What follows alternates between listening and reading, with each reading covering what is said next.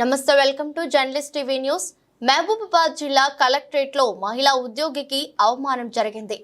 విద్యాశాఖలో outsourcing attender గా విధులు నిర్వహిస్తున్న పార్వతిని విధులకు రావద్దంటూ డిఈఓ రామారావు హుకుం జారీ చేశారు. రెన్యువల్ కు సంబంధించిన ఫైల్ తిరస్కరించారని మహిళా అటెండర్ పార్వతి వాపోయింది. గత 20 రోజులుగా ఇదే తంతు నడుస్తుందని, నేలపై కిందనే కూర్చుంటున్నానని, ప్రతిరోజు కూర్చునే కుర్చీ కూడా తీసేశారని ఆవేదన వ్యక్తం మహిళా అటెండర్ చేస్తోంది.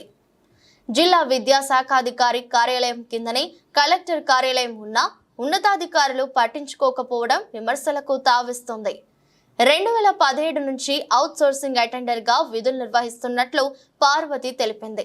పార్వతితో ఉద్యోగులు ఎవరూ మాట్లాడవద్దని ఉన్నతాధికారి హుకుం జారీ చేసినట్లు సమాచారం. దీంతో విద్యాశాఖ కార్యాలయంలో తనకు న్యాయం చేయాలని నిరసన వ్యక్తం చేసింది. కలెక్టర్ కు వినతి పత్రాన్ని అందించినా ఇంతవరకు చొరవ తీసుకోకపోవడం ఏంటనే విమర్శలు తలెత్తుతున్నాయి. కలెక్టర్ ను కలవాలని ప్రయత్నం చేస్తున్నా కార్యాలయ ఉద్యోగులు అడ్డుకుంటున్నారని పార్వతి ఆరోపించింది. పార్వతిపై మహిళా ఉద్యోగులు సానుభూతి వ్యక్తం చేస్తున్నారు. కార్యాలయంలో ఇంత జరుగుతున్నా డిఈఓ రామారావు పట్టించుకోకుండా వ్యవహరించడంపై సర్వత్రా విమర్శలు వ్యక్తమవుతున్నాయి. జిల్లా కేంద్రం ఓ ఆడకూతురు ఆవేదనను ఉన్నతాధికారులు పట్టించుకోకపోతే ఎలా అని ప్రజలు ప్రశ్నిస్తున్నారు. మేడం, ఒక మహిళను అట్లా కింద కూర్చోబెట్టడం దాన్ని సమర్థిస్తారా మీరు?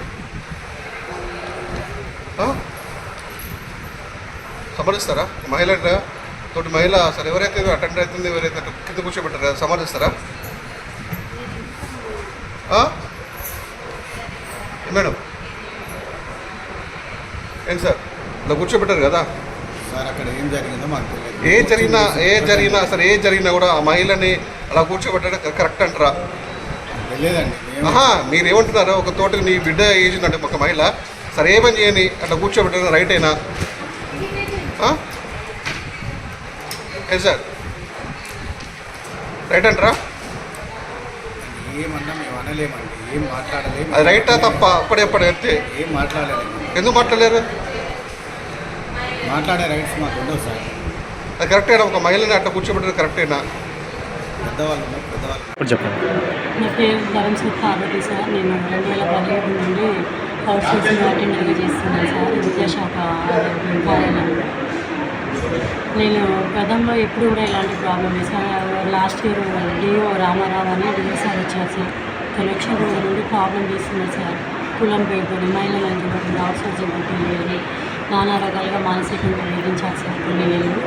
ఆ వేధింపులు తట్టుకోలేక ఒకరోజు ఇంటికి వెళ్ళిపోయినాక కూడా ఆలాపేలా లేకుండా ఉద్యోగాలు చేయించడమే కాకుండా ఇంటికి వెళ్ళిపోయిన వాళ్ళు 7:30 సమయంలో ఫోన్ చేసి వారిని సూపరింటెండెంట్ గారు ఫోన్ చేయించి వారిని పిలిపించి ఆఫీస్ పిలిపించి మళ్ళీ ఏడీ గారు డిఓ గారు ఆఫీస్ నుంచి చివరిలో అందరూ ఎవరు లేని సమయంలో పిలిపించిన ఎలా పడితే అలా నోటి మాటలు మహిళలను చూడకుండా మానసికంగా చాలా వేధింపులకు గురి చేస్తూ నేను వెళ్తున్న క్రమంలో నన్ను వెళ్ళనియకుండా ఆపి నన్ను ఏదో చేయబోతుందని ఆ రోజు నేను 100కు డయల్ చేసి పోలీసు వాళ్ళని ఆశ్రయించి ఆ రోజు ఇంటికి వెళ్ళడం జరిగింది sir. Next day morning DSP గారు కంప్లైంట్ చేశాను, ఇలా చేస్తున్నారు, నాకు ఇలా 8 నెలలు అవుతుంది, ఇదే రిపీట్ అవుతూ ఉంది, ఇలానే హరాజ్ చేస్తున్నాం, మాట్లాడడం లేదు, ఫోకస్ నోటీస్ చేయడం, జీతం కట్ చేయడం, నోటి మాట కులం పేరుతో ఎలా పడితే నానా రకాలుగా ఇలా మహిళలను చూడకుండా ఎలా చేపిస్తూ ఆఫ్టర్ అవుట్సోర్సింగ్ అటెండర్ని అది ఇది అని చెప్పేసి కలెక్టర్ నేను తీసేయమన్నారని గతంలో సార్ కలెక్టర్ గారు ఉండే తన పేరు చెప్పుకొని తన అందరితో ఎలా పడితే అలా మాట్లాడడం జరిగింది సార్. అప్పుడు కూడా అంత ఇబ్బందులు పెడుతుంటే కూడా నేను కంప్లైంట్ చేయడం జరిగింది. నెక్స్ట్ డే డిఎస్పీ ఆశ్రయంతో కలెక్టర్ గారిని కలవడం జరిగింది సార్. కలెక్టర్ గారు నాకు డిఓ గారిని పిలిచి మాట్లాడాలని తెలీదు, కానీ ఆ రోజు నుండి ఏప్రిల్ ఈ నెల 1వ తారీఖు ఎలాంటి ప్రాబ్లం లేదు సార్ నాకు. కానీ ఇప్పుడు ఏప్రిల్ 24వ తారీఖున రెన్యువల్ రీఎంగేజ్ పర్ఫార్మెన్స్ మీద సైన్ చేయాలి. ఆ రీఎంగేజ్ నేను చేయకుండా ఉండడమే కాకుండా నేను చెయ్యను, రేపటి నుంచి ఉద్యోగానికి రావద్దు, నేను ఉద్యోగం నుంచి తొలగించేసిన అని చెప్పేసి స్టాఫ్ ఎవరితో మాట్లాడలేకుండా నాకు స్టాఫ్ పని చెప్పట్లేదు.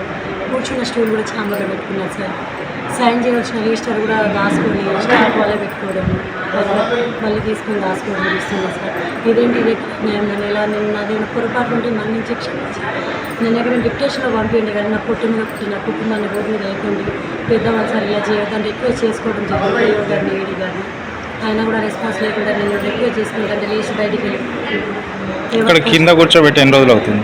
20 రోజులు అవుతుంది సార్. ఫస్ట్ తారీఖు నుండి కింద కూర్చుంటున్నాను సార్. నేను 18 రోజులు అవుతుంది ఫస్ట్ తారీఖు నుండి కింద కూర్చుంటున్నాను. స్టూల్ ఏంటంటే తోటి అటెండర్ అడిగితే డిఓ గారు లోపల కన్నుండి ఫైల్ పెట్టుకోవాలని చెప్పేసి అన్నారు. ఫైళ్ళ కోసం లోపల పెట్టించుకున్నారని అంటున్నారు సార్. ఎన్ని రోజుల కాంచి కూర్చో లేకుంటే ఎట్లా బాగానే ఉంటున్నారు? తోటి ఉద్యోగులు మాట్లాడు అన్నీ ప్రాబ్లం అవుతుంది సార్. బోన్స్, బ్యాక్ పెయిన్ అన్నీ వస్తున్నాయి సార్.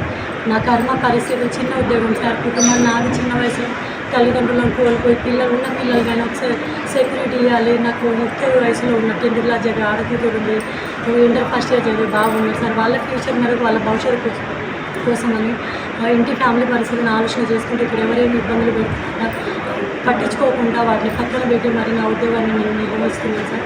ఇప్పుడు కానీ మీరు ఏం కావాలనుకుంటున్నారు లాస్ట్? నన్ను నా ఉద్యోగం నాకు కావాలి సార్. నాకు ఎక్కడైనా డిప్రెషన్లో పంపిన రిక్వెస్ట్ చేస్తుంది సార్. నాకు ఇది తప్ప వేరే ఆధారం లేదు సార్. ప్లీజ్ సార్, నేను 2015 ముందు చేస్తున్నాను. నేను అందరినీ కోల్పోయి ఒంటరి పిల్లల్ని పట్టుకొని పోషించుకుంటున్నాను సార్. చిన్న ఉద్యోగం మీద ఇలాంటి కక్షలు లేకుండా నాకు నా తప్పులు ఏమైనా ఉంటే మొదటి తప్పు క్షమించు. నన్ను ఎక్కడైనా డిప్రెషన్లో మీకు నచ్చకపోతే ఎక్కడైనా డిప్రెషన్లో పంపిన నన్ను నా కుటుంబాన్ని రోడ్డు మీద వేయొద్దని చెప్పి మనస్ఫూర్తిగా కోరుకుంటున్నాను సార్.